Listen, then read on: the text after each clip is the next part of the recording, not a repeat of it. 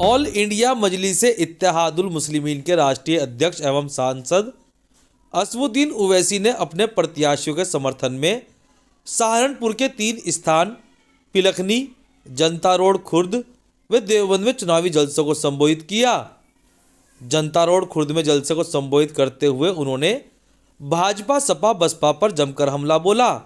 उन्होंने कहा कि जब भी किसी मजलूम के हक की अधिकार की बात हो या सदन में कोई गलत प्रस्ताव लाया जाता हो तो सपा बसपा चुप रहती है और अगर कोई बोलता है तो वो मजलिस-ए-इत्तेहादुल मुस्लिमीन बोलती है।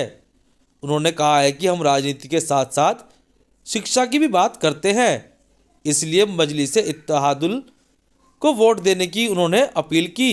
देहात विधानसभा से मरगूब हसन प्रत्याशी ने उनका स्वागत भी किया। आपका साथ, आपका वोट मिलेगा तो भागीदारी परिवर्तन मोर्चा के पहले मुख्यमंत्री जनाब बाबू सिंह कुशवाहा साहब होंगे 2.5 साल के लिए, और 2.5 साल के लिए एक दलित समाज से किसी को मुख्यमंत्री बनाया जा रही है। मजलिस-ए-इत्तेहादुल मुस्लिमीन हिस्सेदारी की जब बात करती है तो सिर्फ राजनीति में नहीं बल्कि शिक्षा में भी मजलिस-ए-इत्तेहादुल मुस्लिमीन जब हिस्सेदारी की बात करती है तो ठेकेदारी में भी और रोजगार में भी हम अपना हिस्सा चाहते हैं। ये बहुत जरूरी है, याद रखिए।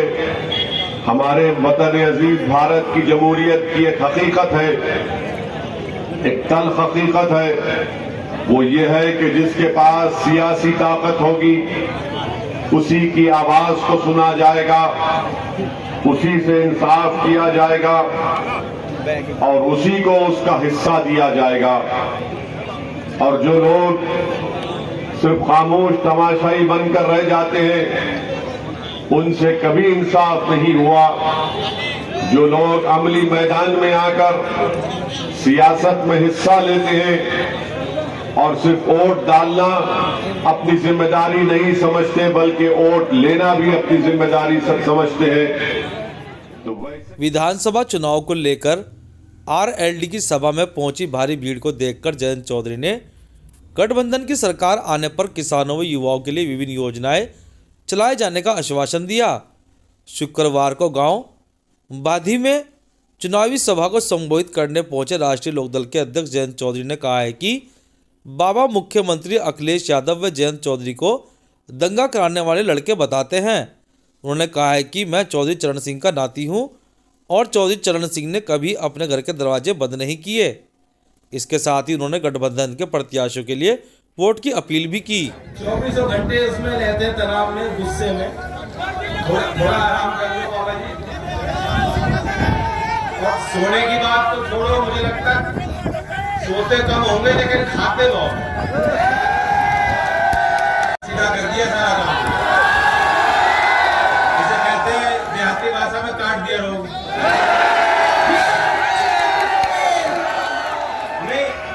ये एक रोग ही था।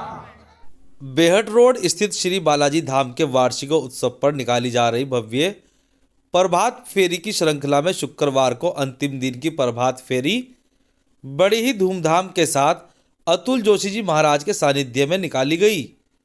आज की प्रभात फेरी भगवती कॉलोनी शालीमार गार्डन होते हुए महाराजा गार्डन में पंडित सुरेश ओनियाल के निवास पर पहुंचकर विश्राम हुई।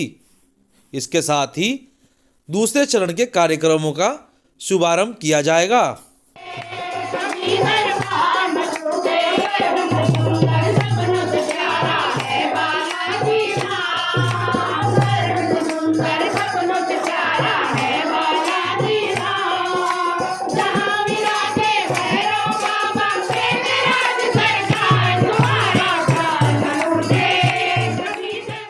सहारनपुर के आनंदनगर स्थित ब्लूबर्ड स्कूल के प्रांगण में वार्षिक परीक्षा परिणाम कार्यक्रम आयोजित किया गया, जिसका शुभारंभ स्कूल के छात्रों रैयान द्वारा पवित्र कुरान की आयतें व अब्दुल्ला द्वारा पवित्र अनुवाद से किया गया।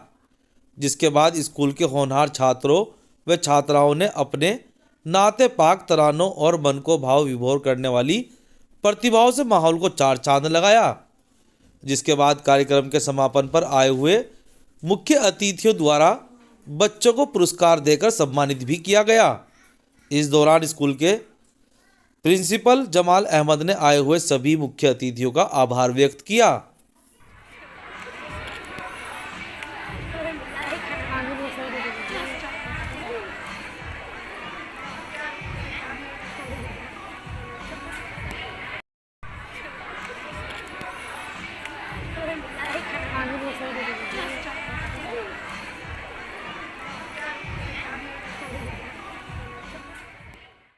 देवबंद में राष्ट्रीय लोकदल के नगर अध्यक्ष सलीम ख्वाजा के आवास पर चुनाव प्रभारी व वरिष्ठ सपा नेता संजय राणा के पहुंचने पर चुनाव की रणनीति पर विचार विमर्श किया गया। संजय राणा ने बताया कि राष्ट्रीय लोकदल के कार्यकर्ताओं की कमेटी को गठबंधन के हिसाब से राष्ट्रीय लोकदल के सहयोग से सपा के साथ मिलाकर किस तरह काम किया जाएगा, उस पर हम लोगों ने रणनीति बनाई है।